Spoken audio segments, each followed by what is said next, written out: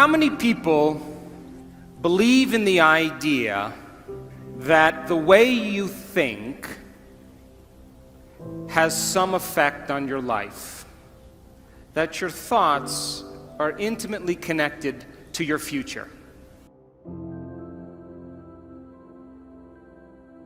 So your thoughts in some way create your reality. You believe that? So how many people in this audience have a clear vision of their future? You see, you think 60 to 70,000 thoughts in one day. Out of those 60 to 70,000 thoughts that you think in one day, 90% of those thoughts are the same thoughts as the day before. So if you believe that your thoughts somehow are connected to your life, then the same thoughts always lead to the same choices. The same choices always lead to the same behaviors. The same behaviors create the same experiences, and the same experiences produce the same emotions. And those very same emotions drive the very same thoughts. And your biology, your neurocircuitry, your neurochemistry, your neurohormones, and even your genetic expression is equal to how you think, how you act, and how you feel. And how you think, how you act, and how you feel is called your personality. And your personality creates your personal reality. That's it. So then, if you wanted to create a new personal reality, a new life, then you would have to start thinking about what you've been thinking about and change it. You would have to become aware of your unconscious thoughts and observe them. You would have to pay attention to your automatic habits and behaviors and modify them. And you would have to look at the emotions you live by every single day that are connected to your past and decide if those emotions belong in your future. You see, most people try to create a new personal reality as the same personality, and it doesn't work. You literally have to become someone else. So your brain is organized to reflect everything you know in your life. Your brain is a record of the past. It's an artifact of all the things you've learned and experienced to this moment.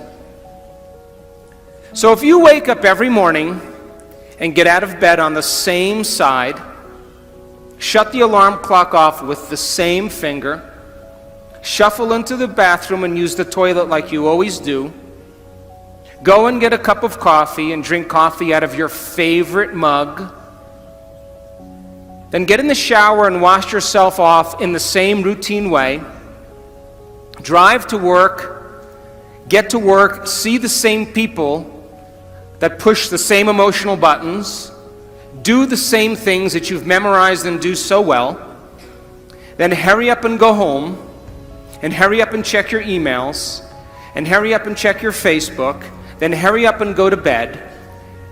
Here's my question. Did your brain change at all that day? We could say that you were thinking the same thoughts, performing the same unconscious actions, living by the same emotions, but secretly expecting your life to change. So there's a principle in neuroscience. And the principle says, nerve cells that fire together wire together. So if you're thinking the same thoughts, making the same choices, demonstrating the same behaviors, reproducing the same experiences that stamp the same networks of neurons into the same patterns, and then produce the same emotions, you're going to hardwire your brain into a very finite signature. Because as you fire and wire the same circuits in the same way, those circuits begin to become more connected. And by the time you're 35 years old, this is science now, we become a set of memorized behaviors, unconscious habits, automatic emotional reactions, beliefs and perceptions, and even attitudes that function just like a computer program. And if you do something over and over and over again, the repetition of those actions over time conditions your body to know how to do it better than your mind.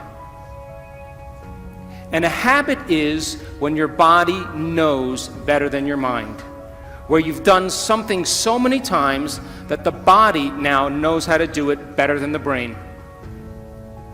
And so 95% of most people's behaviors, attitudes, thoughts, beliefs, emotional reactions are subconscious programs. So why is that important? Because you're here this week to learn new information. And every time you learn something new, you make new connections in your brain. That's what learning is. Learning is forging new synaptic connections. Physical evidence as a result of your interaction in the environment and the footprints of consciousness is called learning, making new connections. And the Nobel Prize laureate Kandel in the year 2000 found that when people learned one bit of information, they doubled the number of connections in their brain from 1,300 connections to 2,600 connections. But if they didn't review that information, if they couldn't repeat it, if they couldn't remember it, those circuits pruned apart in hours or days. So if learning is making new synaptic connections, then remembering is maintaining and sustaining those connections. And you are here this week to learn vital information about creating a future and be defined by a vision of the future instead of the memories of the past. Because if you are not defined by some vision that is bigger than you, and you are not passionate about that vision, then you're left with the old hardware of the past in your brain, and you will be predictable in your life. So would you agree then? New thoughts, new information should lead to new choices. New choices should lead to new behaviors. And new behaviors should create new experiences. And new experiences should produce new emotions. And those new emotions should drive new thoughts. And that's called evolution. So if your brain is a record of the past, and you don't have a vision of the future, then you are living in the past. And you will never arrive at that new future. So then if you wake up in the morning and you are not being defined by a vision that's bigger than you, and it doesn't get you out of bed and inspire you into possibility, and you get up living from the old hardware of the past and the old emotions stored in your body, do you know what's going to happen to you? You're going to wake up and you're going to open your eyes and you're going to see the same people and go to the same places and do the exact same thing at the exact same time. And the moment you open your eyes, all of a sudden now, it's your external environment that's controlling how you think and feel. Because you have a neurological network in your brain for every person you know, every place that you go, everything that you own, everything that you do. And the moment you open your eyes and you see the same people and go to the same places and do the exact same thing at the exact same time, it's your external environment that's turning on different circuits in your brain, causing you to think equal to everything that you know. And you told me you believe that your thoughts have something to do with your destiny. And as long as you're thinking equal to your environment, you keep creating the same life. To change, To truly change is to think greater than your environment, to think greater than the circumstances in your life, to think greater than the conditions in your world. And every great person in history knew this. Whether it was Mahatma Gandhi, Martin Luther King, the Wright brothers, Joan of Arc, they all had a vision. Couldn't see it, couldn't smell it, couldn't taste it, couldn't feel it, but it was alive in their mind. It was so alive in their mind that they began to live as if that future reality was happening in the present moment. And so the moment you stop making the same choices that you always make, get ready, because it's going to be uncomfortable. And that's the moment you are heading towards the new self. And we call it stepping into the river of change. But now, remember, 95% of who you are is your body as the mind. You know, you've done something enough times that your body does it better than your brain.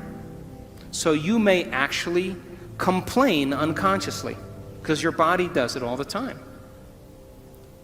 And all of a sudden you say, no complaining, no more blaming, no more feeling sorry for myself, no more talking about other people. I'm going to stop. You know what happens, don't you? The body starts sending signals to the brain. The body's been conditioned that way. And all of a sudden, you start hearing the thoughts in your head that say, why don't you start tomorrow? Tomorrow's a better day. This is too hard for me, I can't change. Something's wrong with me, it's my mother's fault. It's my ex-husband's fault. It's my ex-wife's fault. I'm this way because of this event. Or the most important one, this doesn't feel right. And the moment you respond to that thought as if it's true, that thought leads to the same choice, which leads to the same behavior, that creates the same experience, that produces the same emotion, and the person says, this feels right. That feels familiar. Going from the old self to the new self, stepping into that void, stepping into that uncertainty, is the biological, the neurological, the chemical, the hormonal, genetic death of the old self. And people will say to us, well, in that unknown, I can't predict my life or my future. And we always say the same thing to them. The best way to predict your future is to create it, not from the known, but from the unknown. And when you and I get comfortable in the place of the unknown, that's where the magic happens. And it never happens in the known.